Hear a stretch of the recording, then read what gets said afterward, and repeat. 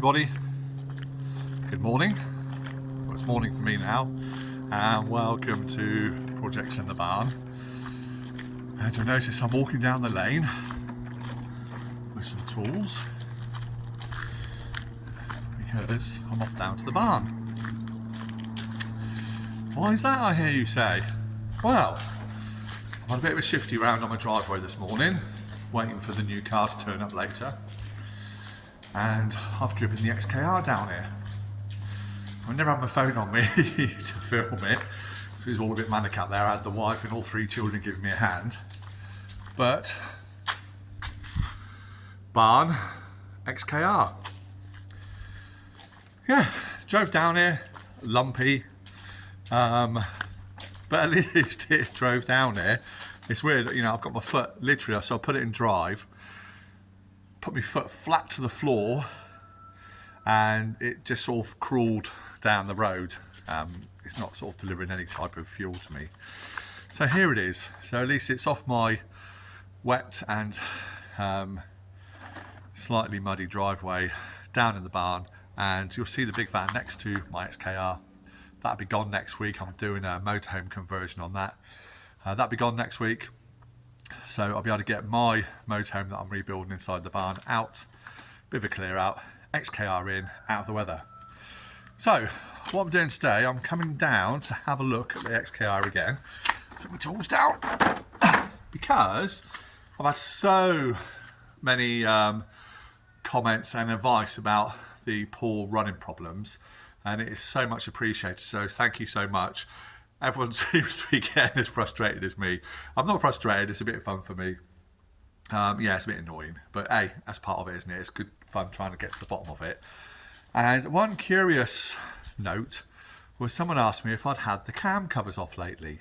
I think I mentioned on my video yesterday about the when I replaced the other coil packs.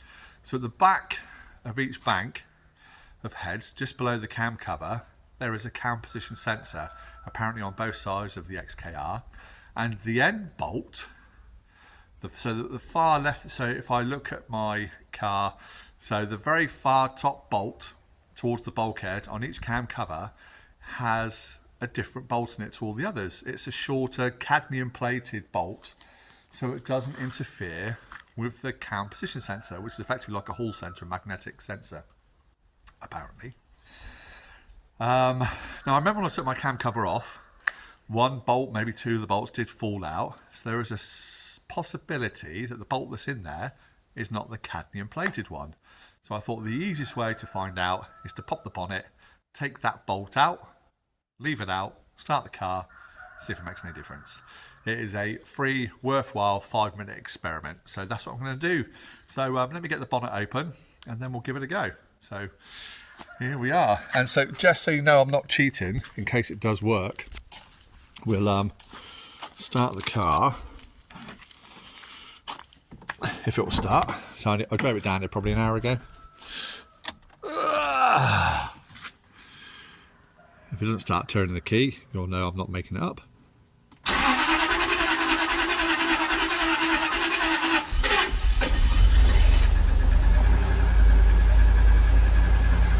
Running.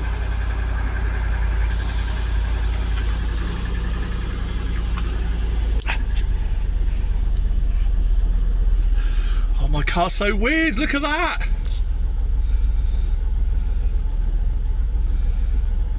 It's idling. Oh my god, what is going on? No restricted performance, nothing, and it started. Normally once I've run it, I've got to pump the gas pedal, or you know, the throttle pedal, to get it to start again. Why has it just done that?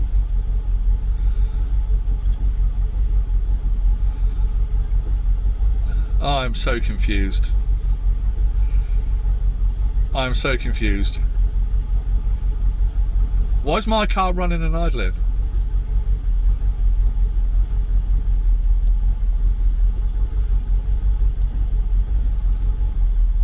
I don't get it. Absolutely don't get it. Oh, here we go. The revs are dropping off slightly now. This one, I'm convinced it's something. It's got to be something so simple. Oh, revs are dropping. No. Let me blip the throttle, see what happens.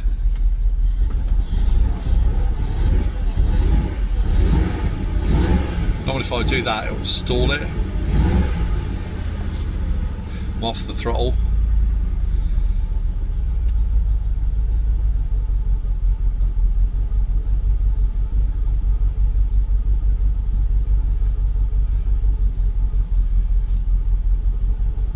What? Right, I'm going to put my handbrake on.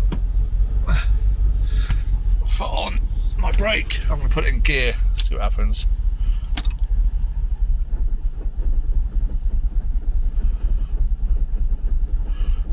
We're still running. Right, neutral. Drive. We're still idling. What? Neutral.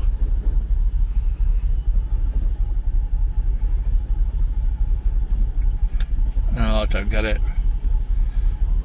What is going on? What's going on? Switch off. Ugh, into park.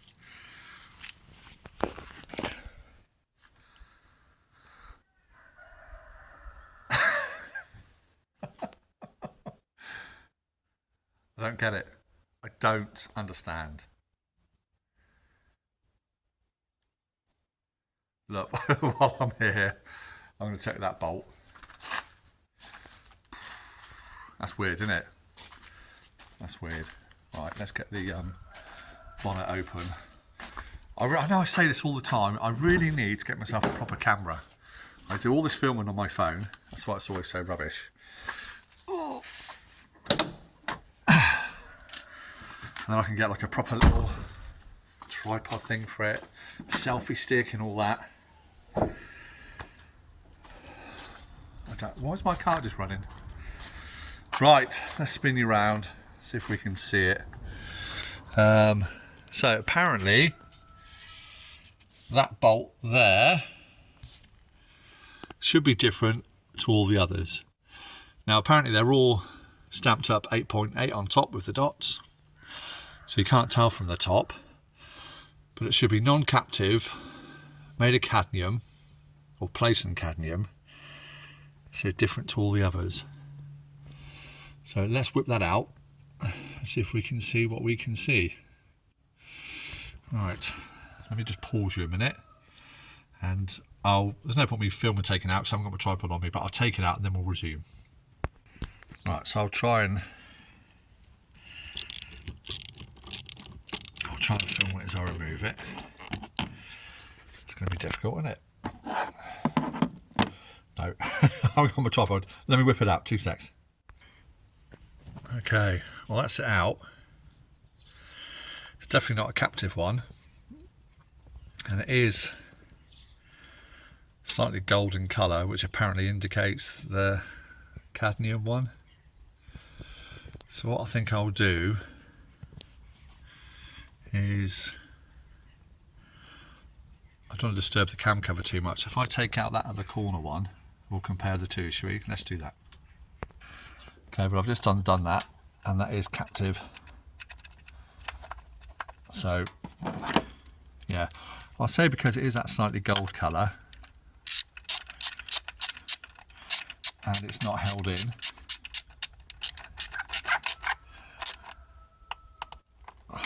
it's probably the right bolt. But we'll go for a start up with it out, see if it does make a difference.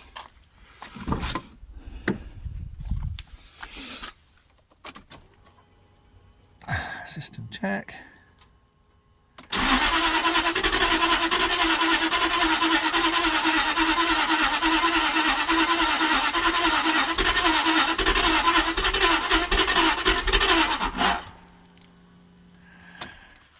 Oh, my car is so confusing. How can it run properly just now? Go through gears. Right.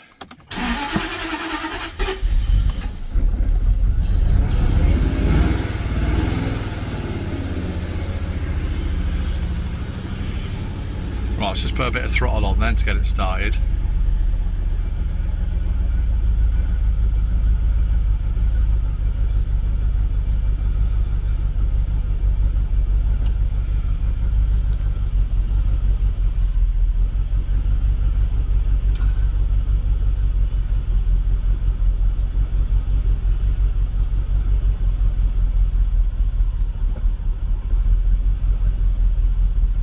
Revs are dropping off. Let's give a bit of throttle.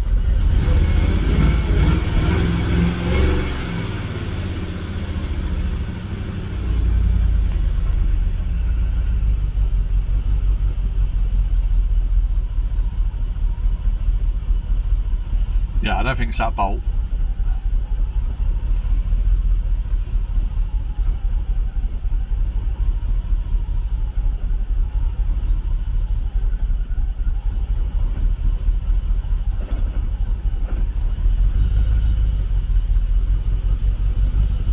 That's me on the throttle.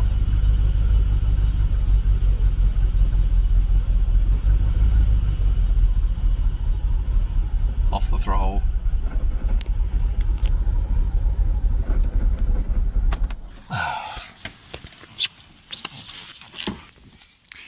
So confusing. Right. So I think that is the right bolt. So I'm just going to pop it back into the hole again. Okay, so that's the bolt back on. Is it worthwhile trying the other side? So I'm only going off what I've read on the old interwebs about there being the cam sensors there. I know Damien or ONTR Modrial said about it. He's done a video on it because the cam sensor, see the wire, I don't know if you can see it. Let's put my light on. This wire there goes to the cam sensor that's on the back of the block here, or the back of the head. So is it worthwhile whipping that bolt out? Checking that one? Let's take it out and have a look. Right, let's see if I can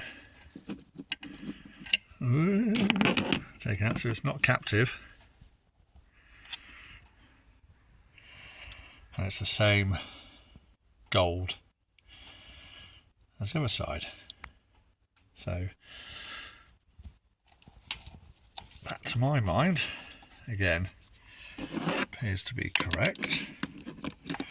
So thanks for all the advice on that one. That's something we can tick off the list as being the wrong bolts. Not to say the cam sensors themselves aren't the problem. Let me just tighten that up. Okay, so that's tightened up. So yeah, it could be that the cam sensors themselves are not the best.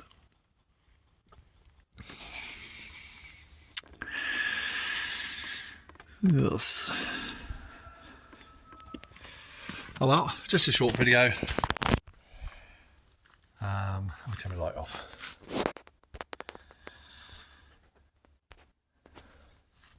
Yeah, just a short video, just to rule another thing out. Yeah, so it might be worthwhile. Let's have a look, see if I've got a sensor on this side as well. It's hard to see with all the box and everything in the way. Is there one there? Apparently. I'll have to whip the box off and have a look. But it does appear to be intermittent. Because yeah, when I changed that first set of coil packs on the right hand again to the genuine Denso ones, started up, I went from open loop to closed loop on the live data, ran well, swapped out the other side, started up well and then died off. That was yesterday. I started up this morning, starts fine. First start of the day, always starts no problem. Throws all the extra fuel in, starts no problem at all. managed to reverse it off my driveway, do a 3-point turn, stalled a few times, but did a 3-point turn, drove it down to here, and it drove down here, a bit lumpy, missing still, but it did drive down here, and then we just started it for you guys just now, started strapping around fine. Something has to be breaking down. You know, it cannot be, surely it cannot be anything mechanical. Because I think mechanical issues, either it's broken or it's not. Intermittent issues like that, it's got to be something failing or breaking. It's got to be something, a sensor or wiring, or so I've been asked to check the wiring to the coil packs. So obviously underneath the covers there where the coil packs are, the wiring that goes to it. But I have, you know, off camera, I've checked it, I've traced it back. There doesn't appear to be any breaks or anything in it. Similarly, the wiring going to the injectors, again, all I've done, you know, just because my supercharger's in the way, I've had a play, I've checked the wires, can't find any breaks. I've cleaned both these connectors, same on the other side, I can't find any breaks in them. Someone's mentioned EGR valve could be clogged up, which it could well be. Apparently it's down the back there somewhere. I've got to take the throttle body off again to have a look at that. What would be perfect, just to rule it out, because, you know, I know I've cleaned it, is to replace the mass airflow sensor with a known good one. Now, my one, the part number is LNE1620BA, that top number. BA is being superseded by BB, and that's what I can buy new. But I want to know that it's a good one. So Auto Reserve do have them on their website. They're, I think, £62, used, obviously. So I could try that. But if it's not that, it's a waste of 62 quid. So yeah, someone maybe who's got better diagnostic equipment than me, as I said, might be able to throw it on their kit and say, oh, this is what's wrong with it, tell me straight away, which isn't as much fun, but at least it will get the problem sorted and I can move on with everything else. Trouble is, there's no specialist near me, certainly not within sort of 50 or 60 miles, something like that. Yeah, I don't know. What I don't want to do is just buy loads of stuff. That's not cost effective. So again, a lot of you are commenting about the O2 sensors or the ECU. Could well be that. But someone who's got proper diagnostics, who work on these day in, day out, who knows what they're looking at and how to read the data properly, will be able to identify that as a problem. And what's it going to cost? £80 an hour? So I'd rather give a specialist 80 quid to narrow it down than me buy a used MAF for 62 quid. A brand new one's £300, just short. The O2 sensors, I think there's 4 of them on here. How much are they each? To go swapping parts out just to see if it's that. And again, if it's not that, that's another hundreds and hundreds of pounds gone. Just by cleaning things, like I could take the EGR valve out, clean it, put it back in. But if it's actually a fault within it, well, that's quite mechanical, so I don't know. It might be coked up. Yeah, it might be time to hand it to a pro and not a hobbyist like me. But yeah, just a quick one today, guys, just to show that it's not those bolts. But a great shout. It would have been nice if it was, wouldn't it? But yeah, it's not them. I don't think it's the wiring going to the coil packs. I can't certainly see any breaks. Definitely want a good condition when they plug into the coil packs. So yeah, throttle position sensor works fine. I tested that on the scanner yesterday. That all works all right. But it's got to be a signal issue. Has to be, doesn't it? Got to be. Someone said about the fuel pumps. A few of you said about the fuel pumps being non-genuine ones. Could be breaking down, and sort of asked me to pop to the forums and ask a question on there, but they're fitted now, and as I understand it, reading everything I've read on them, it only needs the one fuel pump to run the engine properly, and basically if that fuel pump fails, the second one will kick in and provide the fuel that you need to the car. So would they intermittently be giving that problem. Again, the fuel pump, if the fuel pump's not working, it's not sending any fuel through to the engine at all. Again, it's not about the amount of fuel that it's set in. Again, with the fuel pump being electrical, my understanding, you know, you connect up the power to the fuel pump runs. Either runs or it doesn't run. It doesn't really run at a less pressure or more pressure. The pump just runs. And if the pump wasn't working properly, it wouldn't be sending any fuel down to me at all. It just stopped working. Or was that me talking crazy? I don't know. You tell me. Just my thoughts. I've had all the relays out, cleaned them, put all them back in again. Yeah, weird. So, as I said before, I think the last sort of thing I can do without buying parts is to test the fuel pressure.